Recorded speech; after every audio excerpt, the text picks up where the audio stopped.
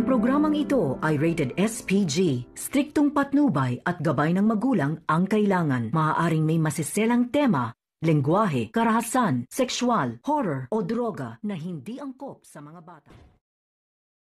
Pauwi na si Michael nang sundan siya ni Dr. Carlos at kamustahin ko ang kailang ba ito.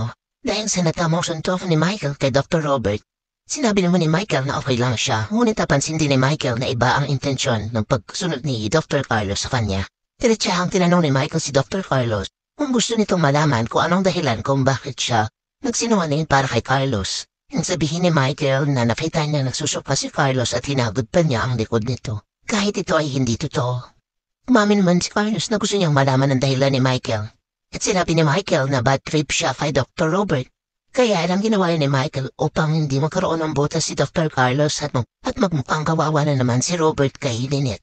At mas gugustuhin makasal ni Michael si Lynette kay Carlos kaysa kay Robert. At nagpasalamat naman si Carlos kay Michael. At tinanong ni Michael kung saan ba talaga nanggaling si Carlos nung gawin iyon. At sinabi ni Carlos na galing siya sa labas at doon siya nagsuka.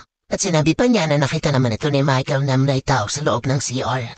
At tuluyan ang nagpaalam si Michael para umalis. Sa kabilang banda pinuntahan ni Luke si Zoe.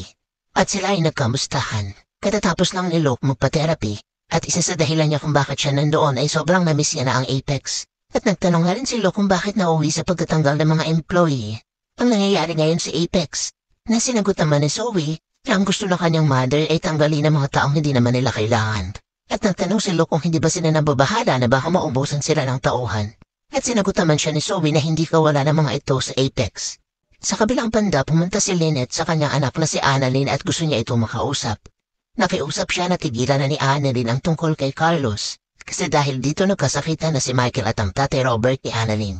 At kinumpirma ni Lynette kay Annalyn na masaya sila ni Carlos kaya sila magpapakasal.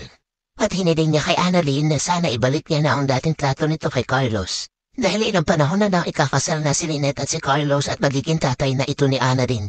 At magiging isang pamilya na sila. At humingi ng tawad si Annalyn. At sinabi rin niya na kung masaya ang kanyang nanay kay Carlos, at wala itong nakikitang mali sa kanya, hindi nakukontra si Annalyn at susubukan niya nang gawin ang mga sinasabi ng kanyang nanay sa kanya. Dahil hindi lang naman ang pagiging doktor ang pangarap ni Annalyn. Gusto rin niya makitang masaya ang kanyang nanay. Pero pasalamat si Lynette at niyakap ang anak niya. Sa kabilang banda nag-uusap ang mga tanyag sa kanilang bahay. Dahil sa nangyari kay Robert, pinayuhan nila si Robert na iwasan muna si Carlos at Lynette. At ituon muna ang atensyon nito sa pagbawi sa Apex Hospital. Eksakto naman na bumisita si Dr. Ray. At dahil sa nalaman ni Giselle na ito na ang bagong medical director, sa pag-aafalang trinidor sila nito, hindi niya napigilan ang kanyang sarili at sinampal niya si Dr. Ray. At nagpaliwanag naman si Dr. Ray sa nangyari. Sinabi niya ang ginawang pagkumbinsi sa kanya ni Dr. Robert para maiwan si Apex at tanggapin ang pagiging isang medical director. Agad namang inawat ni Robert ang kanyang ate Giselle. At inamin niyang nakiusap siya kay Dr. Ray para tanggapin ang posisyong ito. Sa pagiging medical director ay mababantayan niya ng maayos ang Apex at magkakaroon siya ng boses dito. Pag nandun siya at may maling ginawang desisyon si Moira, dahil mahalaga rin ito kay Dr. Ray, ito ay kanyang pangalawang tahanan na rin. Gusto niyang pangalagaan ng Apex at hindi niya magagawa ito kung wala siya sa Apex. Agad namang humingi ng paumanin si Giselle. Sa kabilang banda kinausap ni Lynette si Carlos at sinabi nito ang napag-usapan nila ni Annalyn. At sinabi ni Carlos na umaasa siya na maibalik ang samahan nila ni Annalyn. Ngunit sinabi nito kung ano ang dahilan kung bakit nagbago ang pakitungo sa kanya ni Annalyn. Dahil baka sinusulusulan lang daw ito ng kanyang tatay Robert, kaya pinayuhan niya si Lynette na kung maaari. Umiwas muna si Annalyn sa kanyang tatay Robert.